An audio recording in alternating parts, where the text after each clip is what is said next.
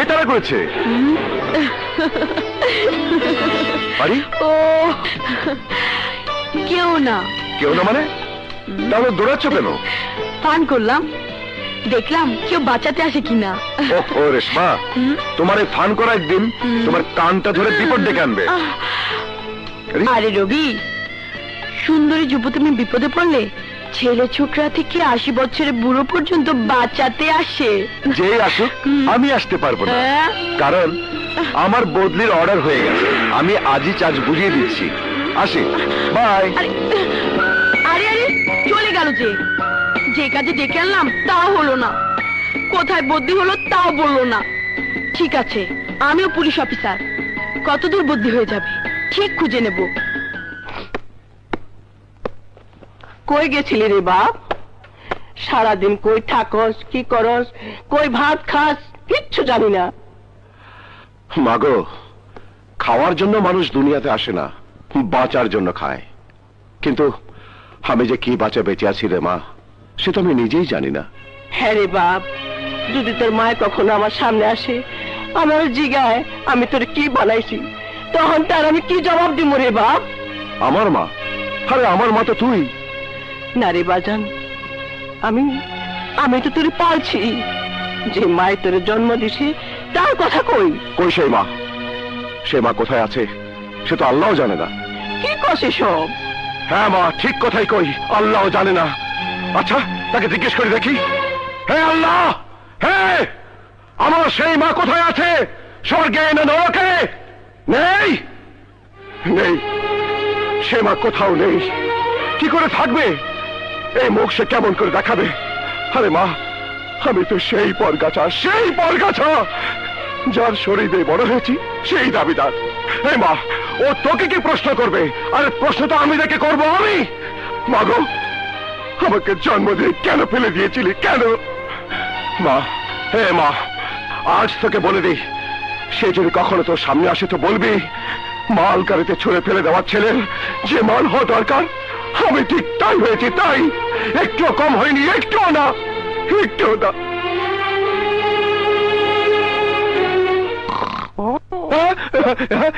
চিৎকার কিসের? ও সকাল হয়ে গেছে। আরে আরে, দরজা জানলা খোলা কেন? পর্দাটা লাগাই। বিজলি কোথায়? বিজলি দেখে নাই তো? আরে পেতনি কোথায়? বুদ্ধি পেতনি। টুথপেস্ট কোথায়? ওরে পেস্ট ওয়ালি, গেলি? সাদা পেস্ট আজকে মনে করে খেয়ে ফেলেছি। দাঁত মাজবো কি দিয়ে?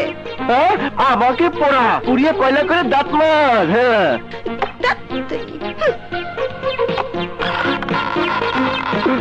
আল্লাহ আল্লাহ গো, এই সময় যেন বিজলি না আসে, তাহলে দিনের বেলাতে আমার জীবনের বিজলি বাতি নিভে যাবে।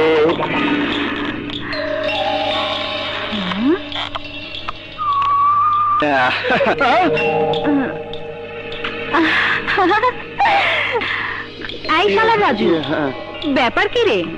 তোর ঘরে রোজ রোজ মেয়ে মানুষের কথা শোনা যায়? দেখতো এরকম কিনা। আমার চা কই? আরে না না, হিন্দা কণ্ঠ না, মিষ্টি কণ্ঠ।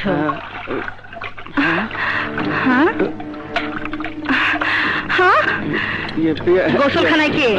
আমার ইজ্জত, আমার ইজ্জত। আচ্ছা, পড়েছ ধরা, ইজ্জত।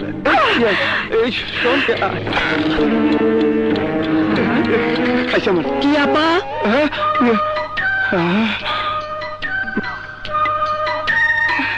তুই তুই কে? ইজ্জত, ইজ্জত, ইজ্জত আলী, গ্রাম থেকে এসেছে, সিনেমার ললিপপ হিরো হবে। আচ্ছা, তা একেবারে কচি। আই ললিপপ, জলদি দাড়ি মুছ বানা। এই রাজু শালা ফাঁকি দিলে আমি তোকেই কেটে ফেলবো। আচ্ছা দাদিমা। দাদিমা? হ্যাঁ, মানে আমার দাড়ি মুছ গজাতে গজাতে আপনি তো দাদি হয়ে যাবেন। আমি কি হব? দাদা। শালা তুই একটা গাধা। মিথ্যা কস নাই, পুরো না হলো আধা। এসো মা, তুমি ভিতরে যাও, আমি থানায় রিপোর্ট করে আসছি। সে কি রে, একটু বস, আমি রান্না করে খেয়ে যাবি। আসসালামু আলাইকুম। আমি আগেই খবর পাইছি আপনার আইবেন, তাই রান্না বান্না কইরা রাখছি। মা, বেশি দেরি হবে না, আমি থানায় জয়েন করে চলে আসবো। আসি। আচ্ছা, এই মালগুলো নিয়ে এসো।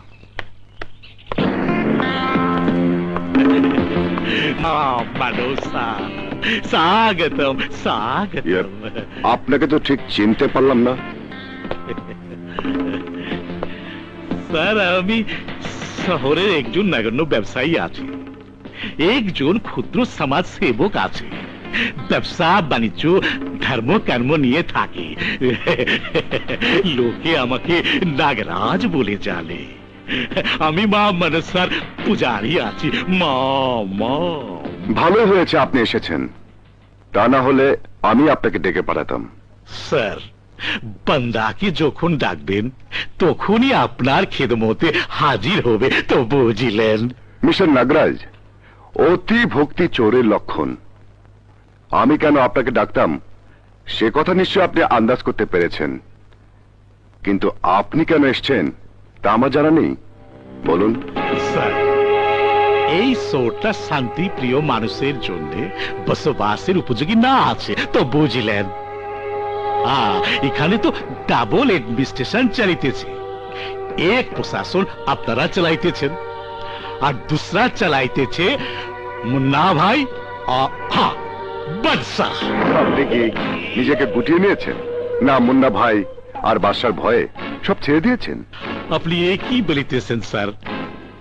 এই শহরে মুন্না ভাই আর বাদশার বাইরে কেউ কোনো অপরাধ করার সাহসই পায় না। ওরা এই শহরের অপরাধ জগতের এক নম্বর সম্রাট আছে, তো বুঝলেন? ইন্সপেক্টর রবি যখন এসেছে তখন এক নম্বর আধিপত্য কারো থাকবে না।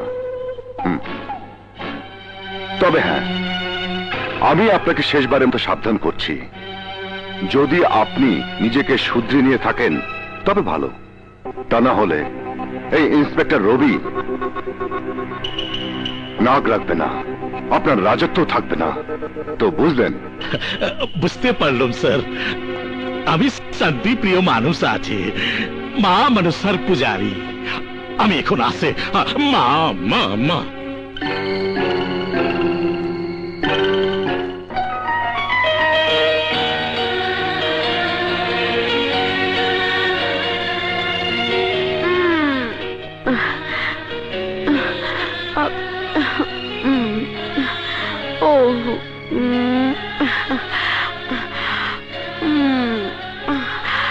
না না, প্লিজ রবি, না না, এখন হবে না।